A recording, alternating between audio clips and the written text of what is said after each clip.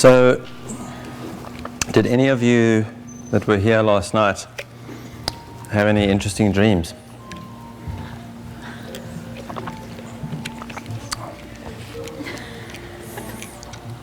I had to calm him down. He said I had to tell him it's okay. He was like fighting something. Do you remember what you were fighting? Let's see. It's usually spiders. I think it was weird because it was a dream where I think I was in an automobile accident and I kind of left the scene or something, and I felt guilty for having left the scene, and then the people caught up with me and were challenging me like why I did what I did or something, and I felt like I remember feeling a little bit angry at them for a while, and then I felt got the grief thing, and then then you appeared and I hugged her, and maybe that was her waking me up or something. I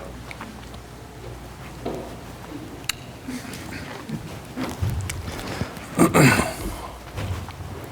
Well, I finally got some sleep. You're up to how many hours now? No, I'm all topped up now. I spent the night with Yoko Ono in my dreams. Went back to her house for supper. We were looking at John Lennon's stuff and hanging out. I don't know what that's about. But I think sleep deprivation might do that to you. You had not slept? Pardon? How come you had not slept? The night before I went to bed at 11. I was to get up at 3 to go and catch the plane. And I went to sleep at 11, and by 2:30 I was still lying there in my bed, wide awake. So I didn't go to sleep. But that's all right. That's what obviously was required. Okay, so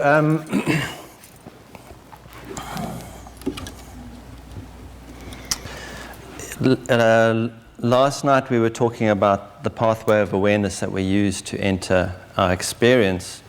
And this is the diagram that I use for that, just to illustrate it, because I'm sure it doesn't look anything like that. But we just use it because it's a way of communicating.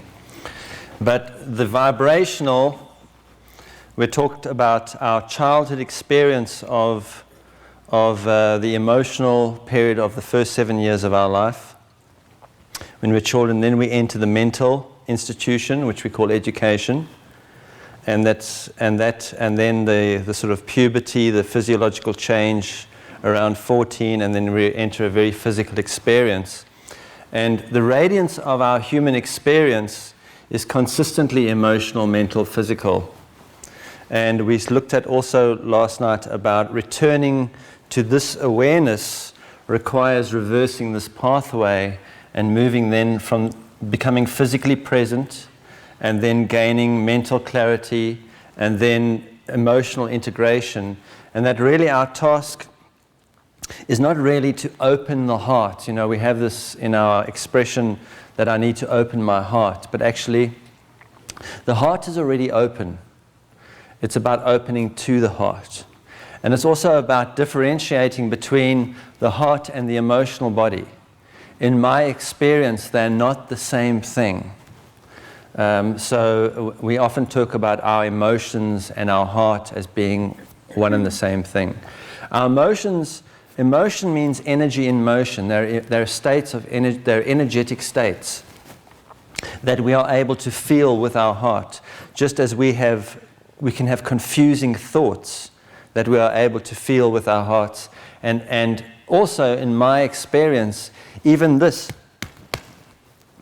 that I can feel by tapping myself on the leg, even though to a physically transfixed being, they're saying, oh no, that's the neurons, that's the nerve ends, no, that's the heart. It's the heart that feels.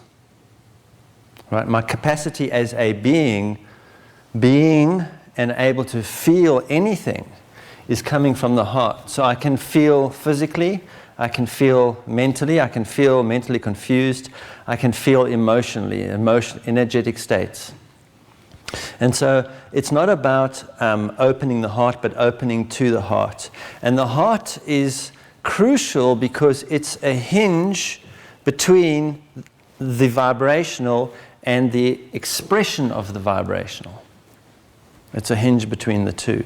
And it has perceptive abilities, and its primary perceptive ability for us to awaken is felt perception, to fully awaken our felt perception. The heart has other perceptive abilities too. It can see and it can hear, but not with the physical eyes or the ears. It has a different, and my insight is that seeing and hearing capacity only really awakens once the feeling capacity awakens. So it's first to awaken the feeling capacity, and that feeling capacity will awaken. The others will happen automatically, organically. And also we were speaking about last night about not making a spiritual experience happen. A spiritual experience, or for example, not making peace, the vibrational is peace. And it's radiating into our awareness. But what's very important for us to realize is that our emotional body is a lens. It's almost like an eye in itself. It's a lens, right? And whatever the condition of this lens is how we perceive our experience. So it may be peace here, but if it's in an energetic condition here that I would spell because I've gone through the mental institution that has taught me how to spell everything, I spell it. If I spell this peace that's coming through here, I spell it as anger, I perceive this vibration mentally as stories that are angry stories, and as physical experiences that are angry experiences, angry reflections in the world, and as feelings that I equate with anger. But it's actually not anger.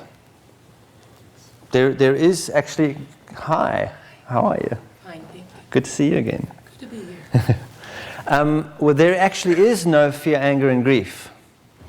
There actually is one when this is in that we're experiencing the vibrational as that, when we have those imprinted conditions within our being, which we then spell as fear, anger, and grief. But actually there is only the vibrational.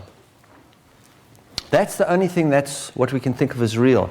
And so we say in our, because you'll see through this work, it will enable you to start having a deeper appreciation for scriptural stuff that you have been exposed to all your life, for religious texts. Even if you go and read the Tao, after doing this level of work, you will have a deeper appreciation of what those texts are trying to transmit. And during the course of today, we'll actually take, for example, some of the teachings of Jesus to show you how those teachings are impossible to comprehend unless there is some work done here. Most of our understanding about those texts comes from physical and mental. To us, Jesus is a being who did things. Somebody who did things. It's the doing that we're fascinated with. It's not the state of being, right? So we haven't received the teachings of the being. We've only received the understandings, the mental understandings of the doing. This being that does things. And we formed cults around that, and the big cults are the ones that call themselves religions. If you're a big cult, you get to call yourself a religion. If you're a small cult, the religions get to call you a cult. But the fact is, they're all cults, right? They're all cults. There's a difference between, and this is what you will realize about this work. Once this area here is cleansed, once the perceptual lens is cleansed of the emotional body, you will realize that there is, for example, the teachings about Jesus and the teachings of Jesus. And they are so different from each other that the one group try to kill off the other. Right? So the teachings about Jesus group have tried to kill off the teachings of Jesus group. You'll also get the teachings about Buddha and the teachings of Buddha. So what happens is whenever a mental being who's physically transfixed, and actually for most part, You see, even our evolution, and it's not about blame, because victim and victim mentality takes us nowhere. It's about really comprehending what's unfolding in humanity. Humanity evolves. We're like a garden that's planted and is growing and is now coming to fruit and can be harvested. And that growth moves along the pathway of awareness towards the vibrational. It's organic, right? So we began for a long time as a species, we were very much in the physical realm. Fire, safety, reproduction, food, that's it, right? And then, in a more recent period of our experience, we entered the mental. Tools, right?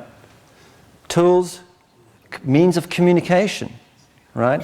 And you will see that now we have the iPod, the Apple, all these things, right?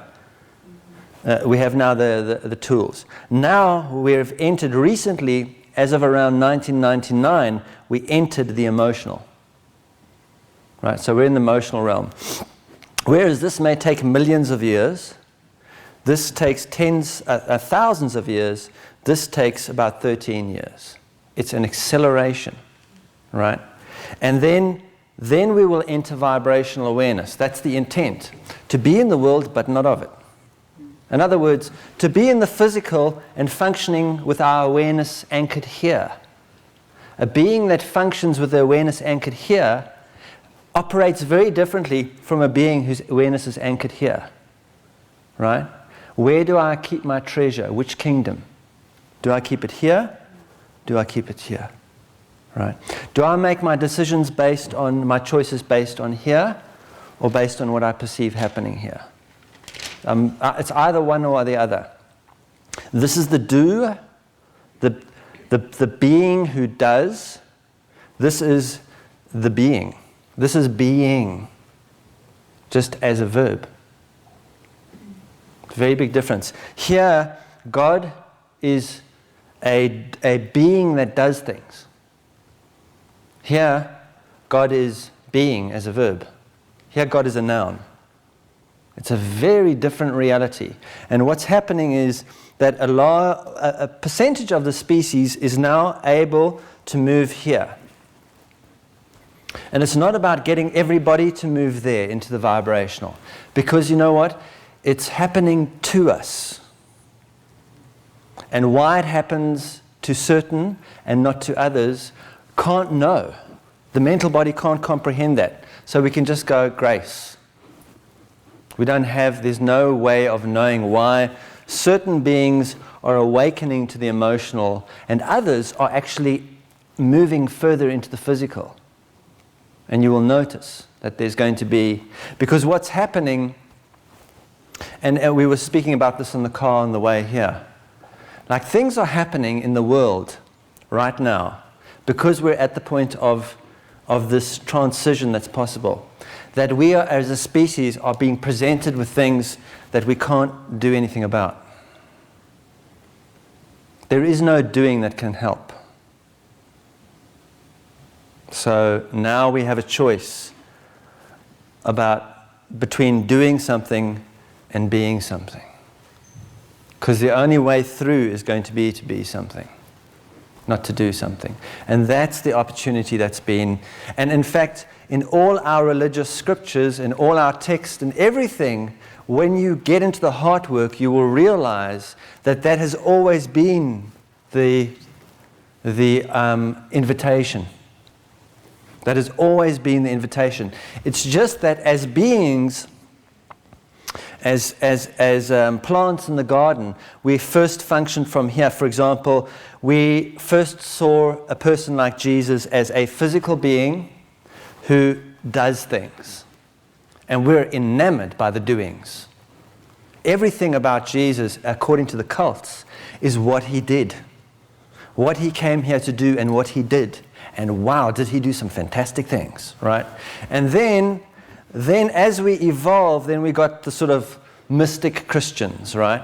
the more metaphysical Christians, who then start to really analyze and mentally try and understand, what was going on. And now, as we enter the emotional, we're going to realize what was going on. In fact, it is impossible to comprehend a being like Jesus unless you validate your own experience. Because that vibration only communicates through the parameter of our own experience. It does not communicate through the parameter of physical things like books or mental things like someone else telling you what that means. It only communicates through that. You've seen the picture. If you go, the picture it's a Roman Catholic picture, but if you go across the border to Mexico, you'll see it. You'll see that picture, right? It's pointing here at this heart, and the heart has got like thorns around it, and it's on fire. There's a heat there, and it's going, you want to go up, go in, right? If you want to go to here, go to there. Not. Right? Right? Not that. Not get ahead. It's not about getting ahead. And in mysticism, the teachings are old. It says, if you want to come to me with your head in your hands. In other words, chop this off because it's useless. It's useless in this part of the journey, right? And so the first step, the very first step on the journey is to validate our own experience, right? Which is the very first step taken away from us by any religion. A religion says your experience is not valid. In fact, you don't even have an ability to communicate directly with God.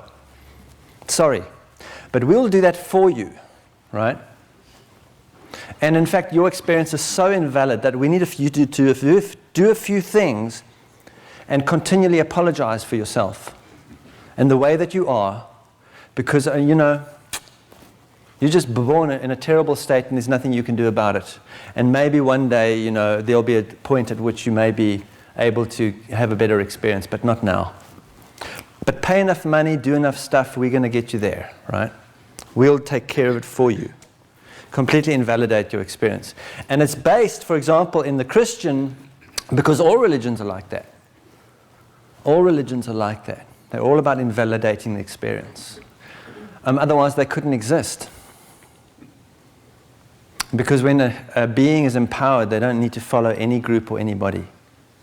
Once we actually validate our own experience, our teacher is internal. And so one of the greatest misquotes in our recent religious history is, I am the light, I am the way, none come to the Father but through me. One of the biggest misquotes ever, right? Because really it's my experience is the light. My experience is the way.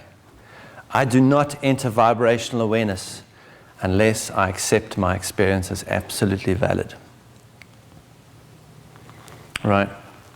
So another way that may have been said is, I am is the light. I am is the way. I do not come to the Father unless I go through the I am. And what is the I am to me but this in the moment? The I am in my relationship with myself is this expression. However, my emotional, mental, and physical experiences unfolding in this moment is the expression of the I am. And I have to accept that as valid and be able to communicate with that experience directly in order to receive the teaching. And the fact is, my teaching is different from yours, and yours, and yours, and yours. My teaching is so tailored to me that there is no ways that I can take my teaching and put it on you. All I can do as a being when I get that is invite you into your teaching and say, accept your experience as valid. And this is a means by which you may communicate with your experience. But you have to believe your experience is true. But if I say, no, my experience is true, and this is what you need to do to have my experience, now we have a problem. Right? Remember when Carlos Castaneda came out with those extraordinary books? I don't know if any of you read Carlos Castaneda. And they really were extraordinary books because it gave us a whole different parameter by which to perceive reality and engage with it. And so everyone went after the Carlos Castaneda experience. And no one had it. And everyone said, no, he's a fraud. I didn't have it. It didn't happen to me, so it must be a fraud, right? But actually, that was his experience. And if you enter the same journey, you'll have a completely different experience. You'll have your experience, right? And the only people who got anything out of reading those books was if they really got that their experience was valid, not his experience, right? And that's a problem, for example, about sharing too much about our experience. It's important to share the insights for those that want to know, but our experience is not that valid to somebody else because my experience is tailored to me for my own teaching. Right? So that's the first step on the journey to enter the heart and the vibrational, is that my experience is absolutely valid. It's what I require. It's what I require. When I didn't sleep the night before last, that's what I required for last night's conversation. When I came on the plane, I went, okay, I've got all these hours on the plane, I'll sleep on the plane. I managed to get an hour on the plane. I still couldn't sleep, but I knew that's what I required. I didn't fight it. I didn't start taking medication and because I know that my experience is valid. It's always what I require. Always. Right? It's not what I need and want. What I need and want is a projection of the integrated condition of the emotional body. What I need and want is what the child is trying to get to feel better, because its being is not valid. Its doing has to become valid. So what I need and want is based on what I'm going to do so that I can be seen, so that I can be validated. Because being in the world as a child wasn't validated. Why? Because I'm born into a world that is run by doers. This is a world of doers who do things. What do the politicians say? I will do this for you. I will get this done. They're not saying I will be presidential. No, they say I will do something for you. Right? It's all about doing. So when we're born into a world of doers doing, because we're born into a world of physical mental, right? Of believing that if you want to impact the causal point of your experience, you must either do something physical or something mental. Think about it. And the world is run, this is the God of this world right now, the mental body. That's why we are mental, right? And that's why the majority of our institutions and organizations are run by men. There are even organizations that believe that if you're a woman, you don't have a capacity to engage with God or even talk to anyone about the subject because you're a woman. That's how mental we've become. And there are people that believe that. That's how mental we are, right? And our politics, our religion, in fact, even if you want to be a woman and make it, if you want to be a woman and make it in the White House, you have to behave like a man. You have to behave like a man, because it's a man's world. And what that means, it's the world of the mental body. It's the world of the mental body. And the mental body believes in doing. It has no point of reference for being. It has no point of reference whatsoever for being, as being of any value, right? And doing has a beginning and an end, and it has results. And that's what the mental body does. Why are we doing this? How long will it take? What am I going to get out of it? That's exactly how the mental body operates. And so when a child is born into a world like that, and it is just being, not a being, right? I'm just being here. Hello? Is anyone out here, right? Well, maybe I need to do something to get some attention, because I'm unseen, unless I'm doing something. All right, so then I start all my things that I need to do so that I'm here. So my being is valid. Otherwise, it's not valid, right? So this work, that's why we say this work is not about feeling better. The feeling better is a drive that comes from the imprint in the emotional body. And there is truth in all our religious writings. The truth is always there, because everything is the vibrational. It's just of whether we engage with it physically, mentally, or emotionally. And emotionally is the closest we get. Right? So the truth is always there. So when we're told the sins of the fathers are inherited by the children, that's the truth. It's just not the way it's given to us to make us feel bad about who and what we are, and that we're useless and broken. What it's saying is the emotional imprint from one generation is passed on to the next generation. It's called the human race, right? And the imprint is the baton, and we run through time, right? And we pass it on to our children. Our children take it from us, and they run. It's called the human race. And so what's extraordinary about this moment is that we can go,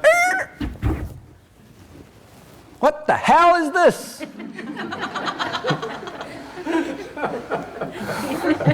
Right? Our parents didn't have that opportunity. They didn't even know they were holding it. They completely identified with this. Completely identified with this experience.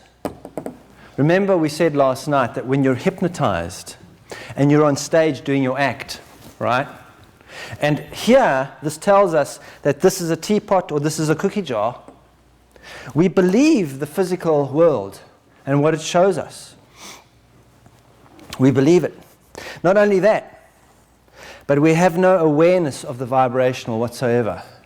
In other words, the person on stage who's hypnotized, who's running around believing that that person is a cookie jar, and this person who now has been told that that person is a teapot, and they're running around doing this thing, and everyone in the audience is laughing. They're completely oblivious that 5 minutes ago they were sitting in the audience themselves, and they've got whole lives.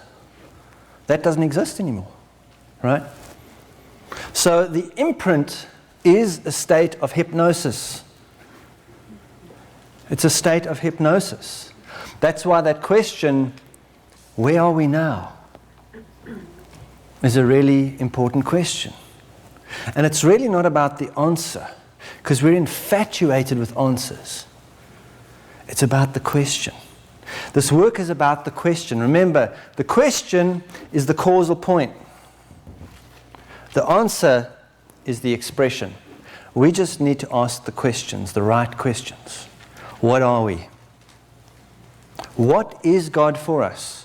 And where are we right now? Don't have to worry about answering the questions. Remember, ask and you will receive. Not ask and go and get. Right? There's a difference between ask and go and get and ask and receive.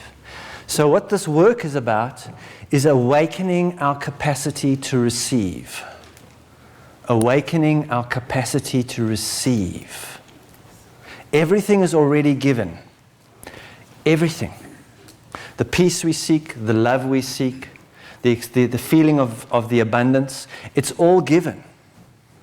But if a cup is upside down and you pour water on it, or if a cup has cracks in it, if we have imprinting in us that causes us to go after what we need and want, believing that if I get that I will feel better, and that has nothing to do with what I require to evolve as a being, then even when I'm given what I require, I cannot see it. I won't accept it. I'll believe it should be another way. I won't validate my experience. And that's why the very first step in this journey is to validate our experience. Right, so that's what we're going to look at today. We're going to start looking at this experience that I'm having is valid. Don't anyone tell me it's not supposed to be happening this way. What is now, from this point of validating my experience, it is, am I going to react to it or am I going to respond to it? In other words, is my experience going to cause me to move further out here or to move further into there? There is no other choice. There is no other choice. And it's not about easy either. Easy is overrated. Don't go for easy. Easy will lead you into feeling better. It's easy to feel better. You can go onto the internet right now and order whatever pharmaceuticals you want. They'll be at your door in a couple of days. You take those, you'll feel better, I promise you. It's easy. It's easy. It's easy to feel better. It's challenging to become better at feeling. That's the challenge. Right? So the first step is to validate our experience. Now, a couple of things that start to occur when we validate our own experience. A couple of things will start to unfold that are pretty much guaranteed. The first one is there will be less people around. Right? Because what we do is we're going from the drama into the dharma. Okay, there is the choice. Drama or dharma. Right? And when we move towards the dharma, when the drama is no longer our means of communication, then people around us who function out of drama will slowly move away. You don't even have to do anything about it. It's not a case of doing. It's just a case of, as we access our being, the doers kind of will start losing interest. Right? Because there's an energy in the doer that's vampiric. And what we're really doing is we're awakening ourselves from the vampire mentality.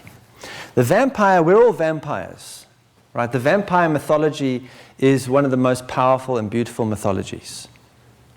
Right? But when we're physically transfixed beings, then mentally we have a very different idea about what a vampire is to when we're emotionally, we're anchoring ourselves more towards the emotional realm. A vampire, look at a vampire. What does a vampire do? It bites on another's neck and sucks their blood and gets their life force from another. It lives in the darkness and can't go into the light, otherwise it will die. Right? And if it bites you, you become a vampire. So the biting is the imprinting. Once a child is bitten, a child becomes a vampire. There's nothing you can do about it. Right? Because everyone else is a vampire. The darkness is the belief that the life force comes from here as opposed to there. In other words, that what I require comes from out there. My soul nutrition comes from the world. Yes, my body nutrition does. My body nutrition comes from plants, whatever it is I eat. But my soul food, a vampire believes that the soul food comes from the world too. Because there's two types of nutrition going on here. You know, we're told we cannot live on bread and bread alone. What the hell is that about? Right? There's two types of nutrition going on here. A vampire is one who gets all their nutrition from the world, even their soul food. They get their soul food from other souls. You know, I've had a really bad day today. I feel so sad. Things are not going well. Right? And then you can feel sorry for me and tell me everything's going to be all right, and then I'll feel better, and I'll leave, and you'll feel drained. That was tasty. I'll get myself some of that soul food.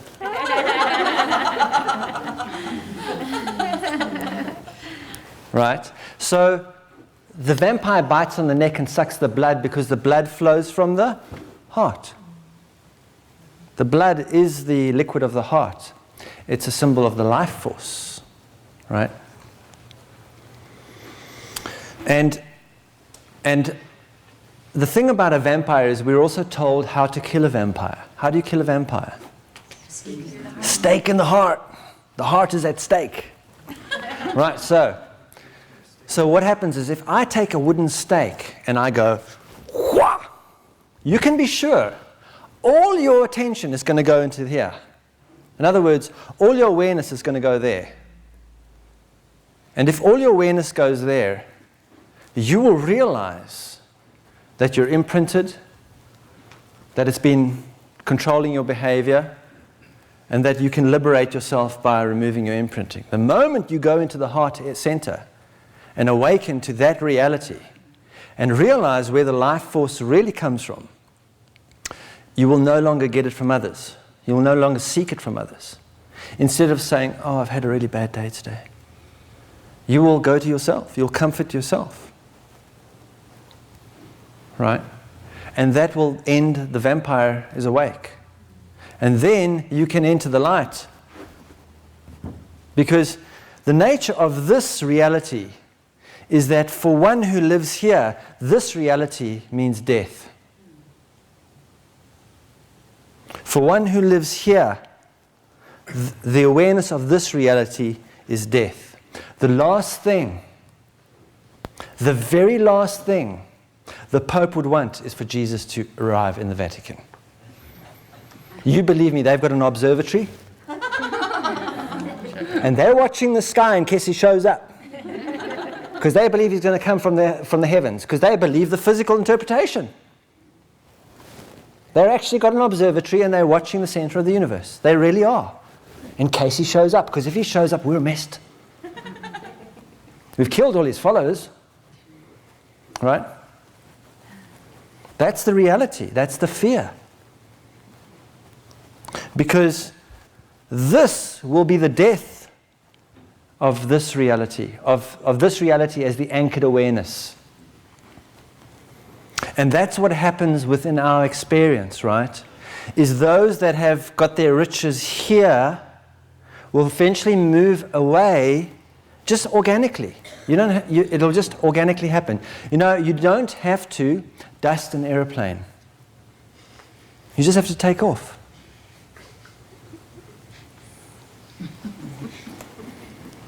You don't have to dust an airplane. You just have to take off. It'll do the job. All right?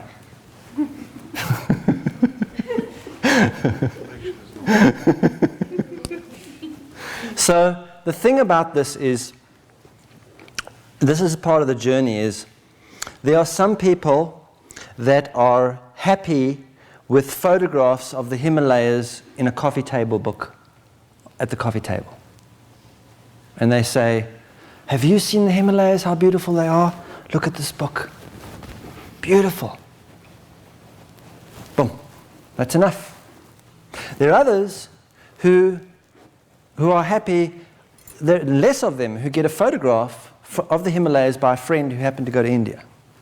And they go, wow, look at this photo of the Himalayas. This is fantastic. Wow, I wonder how many people got a photo of the Himalayas, right? There are others who will go to India and stand 60 miles away from the Himalayas and take a photograph and send it back to their buddy and go, wow, we took a photograph of the Himalayas. Let's go home. There are others who will go to the base of the Himalayas and stand there and go, wow, it's really big. Very nice. Okay, let's go home, right? There are others who may hike up a mile or two to a base camp and hang out. Have a good time. We're on the Himalayas, right? This is great. It's almost like being at a 7-day retreat, right? Right. I'm very peaceful and I'm namaste. Right. Let's go home now, right? That's enough of that, right? They need a hamburger. Then there are those that want to go to the summit. And even that, why some people want to summit and others want to stay with the coffee table book, it's not about that. It's not about judging that at all. It's just about realizing that there are some plants that are going to fruit, and there are some plants that are going to go and be compost for the next harvest. That's the reality of the garden, right? And the most important thing is when we validate our experience, the moment to accept our experience as valid and to start to speak directly to that and through that. Look, the entire world is going in the other direction. Realize that. The entire world is going in the other direction. So it's going to happen that as the higher you get up the Himalayas, you might end up having a guide for a while. Right? But eventually, if that guide is a real guide, they'll say, go ahead. Go ahead. You have to summit on your own. Right? You have to summit on your own. So be aware, and it's a very important part of the journey, because the relationship that I'm having with this part of my being is the most important thing in this journey. The relationship that I'm having with myself is communicated. This, whatever I am, vibrates through this. So my relationship with my heart is my relationship with the vibrational. My relationship with my heart is my relationship with my vibrational. Taking care of myself means taking care of my heart. Listening to myself means listening to my heart. That is the hinge between that and this experience that I'm currently in. So, as I take more care of the relationship with the heart, what happens is I'm turning around here in this direction. The world is pretty much going out that way. That's the way it is. That's just the way it is. That's also valid. That's also valid. But the thing is, in order for me to comprehend my relationship with my heart, to be able to see how it is now, truly, because that's really important. What's really important is I really get how I'm being with myself now, honestly. It's crucial. And in order to see that, I need less people around me. Because when there's a lot of people around me, that's going to confuse me as to really what's going on with me. I need to be in my own energy a little bit and to feel what's going on here. So be aware that as you validate your experience and become really curious about that and let that be the teaching, that there will be less people around. And so there may be an experience which we call loneliness may come in. It's a rite of passage. A rite of passage means the right passage. It's the right passage to walk down, right? Because that aloneness, although it's a very powerful feeling, it's necessary. It's going to teach us about how our relationship is with us truly at the moment. So we can really see, how am I being with myself right now? Truly. It's very important that I see that. Because everything hinges on that relationship. That is the only relationship that is valid. All other relating to others in the world is a reflection of that relationship. And in fact, my relating to others in the world, as that unfolds, and I don't want to interfere with that either, I want to allow that to be as it is, now I can watch my ways of relating to other human beings in the world, knowing full well that every single one is reflecting how I am truly being with myself. If there is anger towards myself, there is going to be anger in the way I relate to others. If there is grief within myself towards myself, there's going to be grief in the way I relate to others.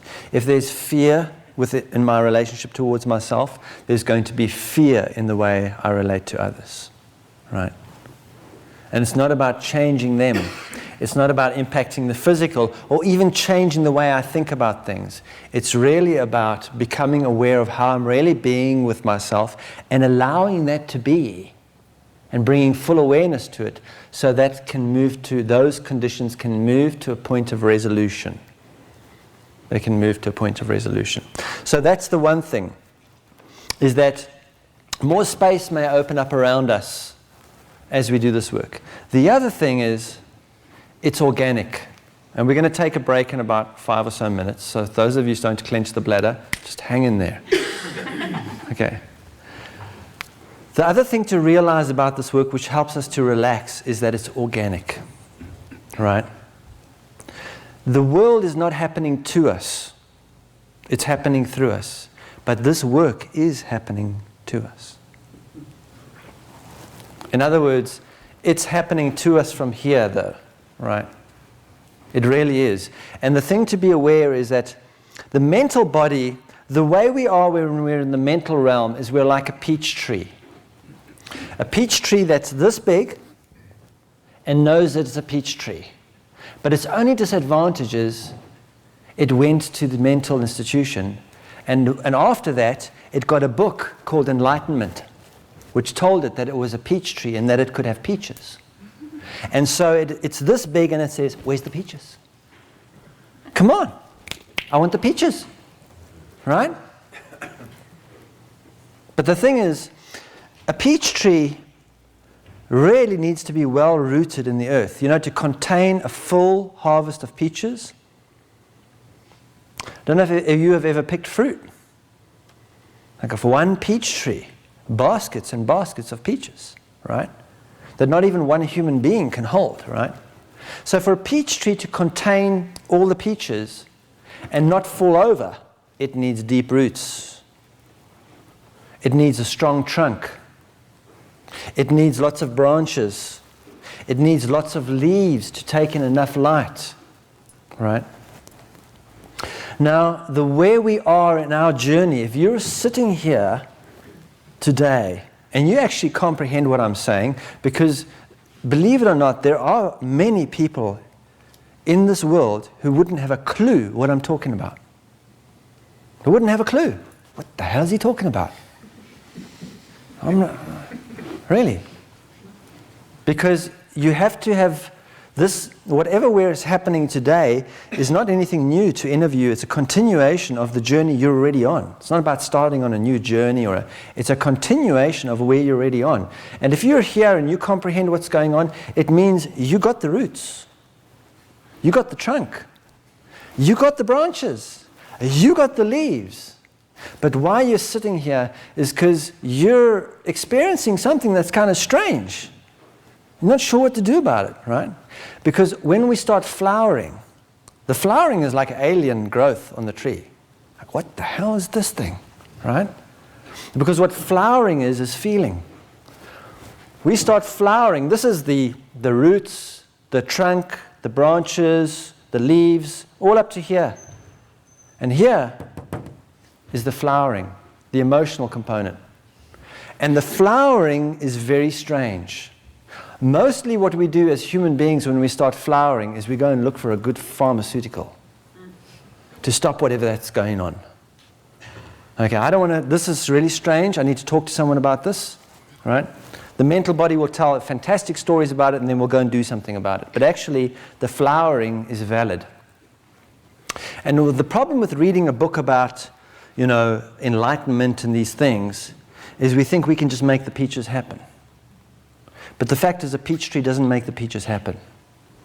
A peach tree is not functioning isolated from everything else in the universe. The development of a peach tree requires earthworms, birds, bees, wind, soil, you name it, farmers. It requires all sorts it requires a team. An entire universal team, sun, moon, everything to get that peach, right? It's not just about, okay, I know it, now I can understand it, now I want it, right? And when the flowering comes, the flowering is the point of surrender. We've been told you just got to be. right? Well, you can't even make the being happen. It's part of the flowering. What happens once the tree is flowered?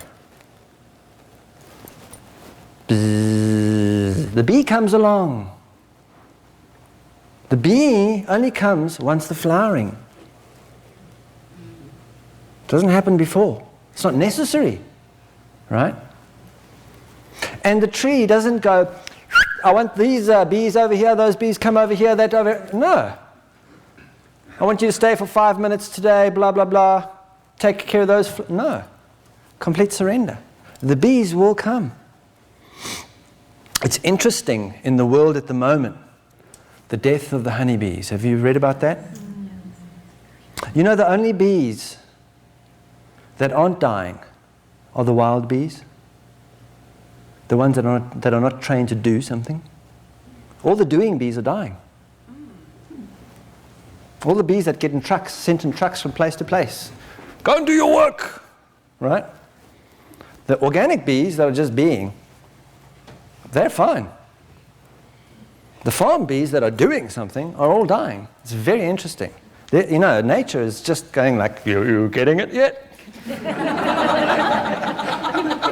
Bee. Not do, right? Okay. So when the bees come, the bees pollinate. The state of being is a state of pollination. Being without condition, we can call it. We were speaking about it last night. Pollinates. It has consequences. It doesn't have results. It has consequences. And the consequences are that there will be fruiting.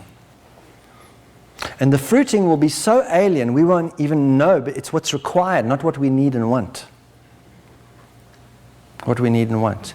And that entire unfolding is organic. It's organic. We're part of nature. Even though we can close ourselves off from nature and have an artificial temperature and have everything exactly how I need and want it, the fact is we are nature. And nature is organic. Watch anything in nature. It will teach us. Right?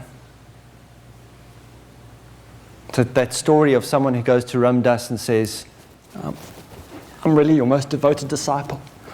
Really. And I've been devoted to you for years and just tell me the truth. Now. Give it to me. I'm ready. And Ram Dass said, just go and watch that tree. It's organic. So relax. Right? It's not about perfection. That's the cult religious mentality. Perfection. We are already perfect. That perfection is already there. We just want to realize it. But the thing about realizing, or what we're being offered, is to realize it through participation. So it's about participation, not perfection. Just participation. And our point of participation is our life experience as it is right now, this moment, as it is right now.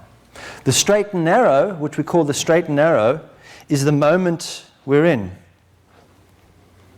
If I say that this moment that I am in is not valid and I try and leap out of it into a moment that I think is supposed to be happening, I've left the straight and narrow. The straight and narrow is when I say, whatever's happening in this moment is valid.